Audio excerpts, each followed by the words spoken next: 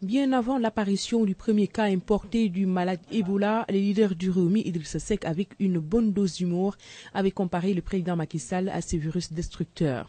Cette déclaration avait fait sourire plus d'un. Avec l'annonce du premier cas d'Ebola importé, c'est un tout autre discours que le leader de Rewmi a tenu.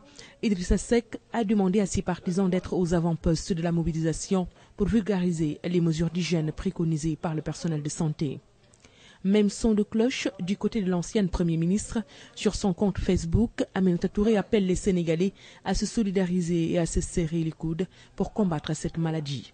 En dehors de la psychose créée par cette maladie, on peut donc retenir cet aspect tout aussi important, la mobilisation des politiques autour de la stratégie de containment pour éviter la propagation du virus. Face à la gravité de la situation, l'opposition, tout comme le pouvoir, ont enterré l'âge de guerre le temps d'une menace épidémiologique. Alors, ne devrait-il pas en être ainsi de temps en temps ou souvent?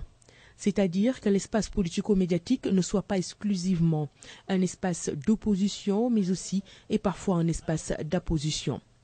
Qu'il ne soit pas toujours un espace de confrontation, mais aussi un espace de communion des idées, des cœurs et des esprits au service exclusif de la nation.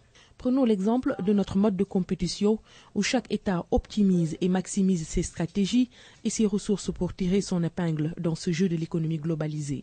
Et dans un contexte où le plus important des droits de l'homme est le droit au développement économique. Le plan Sénégal émergent, au-delà de la volonté de son initiateur, ne devrait-il pas être pour le Sénégal cet enjeu fédérateur qui mobilise nos énergies, notre temps et nos moyens pour sa réussite?